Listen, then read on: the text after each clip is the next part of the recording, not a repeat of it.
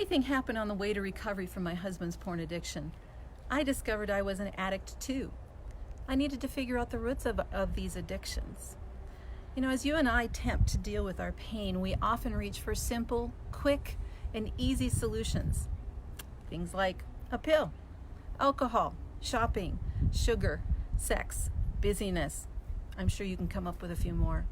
However, none of these solutions eliminate the pain. They mask it at best, but often they result in a greater pain, and that's the pain of addiction. We go to great lengths, don't we, to avoid pain and find relief from that pain when it hits. When God created the world, He called it good, perfect, and beautiful, and it existed without pain. If you read the first 2 chapters of Genesis, you discover the idyllic Eden. God made this beautiful place, and this perfect, pain-free land most people spend their lives trying to experience is a utopia which existed at the beginning of creation, and I believe will exist again one day when Jesus returns. The roots of addiction are spiritual. Therefore, any cure we choose outside of dealing with the root cause of our addiction doesn't last.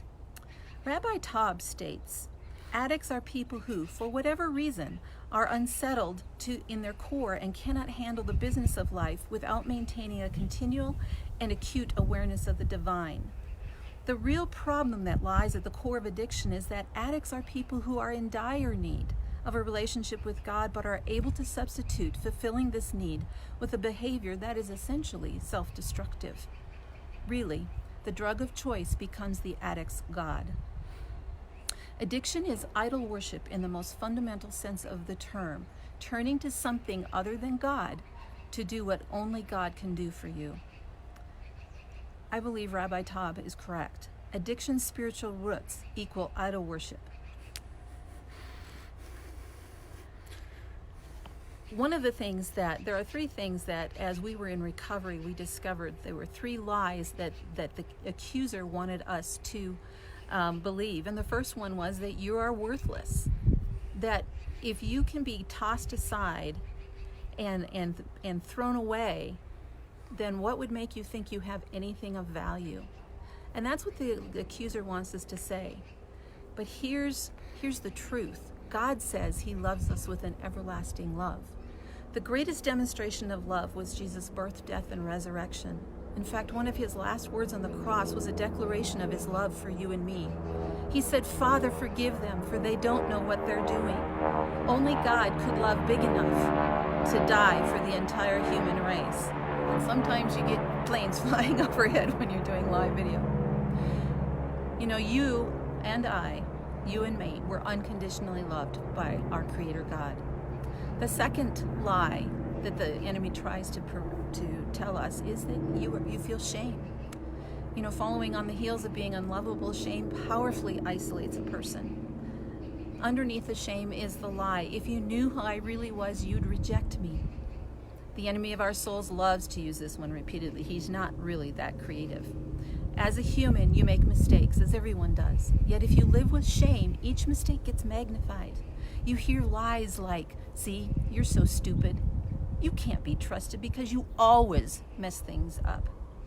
Who's going to ever believe you when you behave that way?" But God says He created you to be who you are. He knows you make mistakes, but that doesn't disqualify you from being used by Him. Look at the Apostle Peter, who is one Christ follower I relate to do very well. How many times did he blurt out the first thought that came to his mind? I think he usually did that because he didn't know what to say or do, so he just did or said the first thing that popped into his head. That's so me. And yet Jesus repeatedly and lovingly corrected Peter. Eventually, Jesus told Peter that he, Peter, would be a founder of the church. Talk about an affirmation of who you are. The third lie the accuser wants us to believe is that you are worthless. A person who experiences abuse in any form quickly determines they have no value. If you can be used and tossed aside like today's trash, why would you believe there's anything about you that matters? You can't. Therefore, when you get overlooked for that promotion, role, or in a relationship, it hurts and adds fuel to this lie whispered by the accuser. But God the Father says you have value because he created you in his image. Let's go back to Genesis 2, where we read that male and female bear God's likeness. Each gender is distinct with great purpose. God didn't make a mistake with you. He sees you every moment of every day of your life. In fact, he's as close as the air you breathe. Overcoming the roots of addiction is a battle. Unless God determines to remove your addiction quickly, which he can choose to do, you will work every day at healing piece by piece. But there's a beauty in this journey with God, and that is what you learn about his character, presence, and peace. The only way I have found to overcome the roots of addiction is to go straight through the pain with God in the rightful place in your life. You can start by telling someone you trust the whole truth about what's going on. When my husband came clean about his addiction, much to our delight, we experienced acceptance, love, encouragement, and support. These friends then walked the journey to wholeness with us. And this journey continues today as my husband and I continue to build trust and learn to be authentic with each other. Confiding in others who know and love Jesus Christ brings freedom, not bondage, as the accuser wants an addict or their spouse to believe. You can't walk this road of recovery alone. That's another lie. The addiction is too strong. You need a community of believers in God and you to sometimes carry you over the roughest spots. Your freedom from your spouse's addiction is possible. You know, when you watch your spouse or any loved one deal with their addiction, it hurts. It's painful to watch them struggle to overcome and not try to fix this.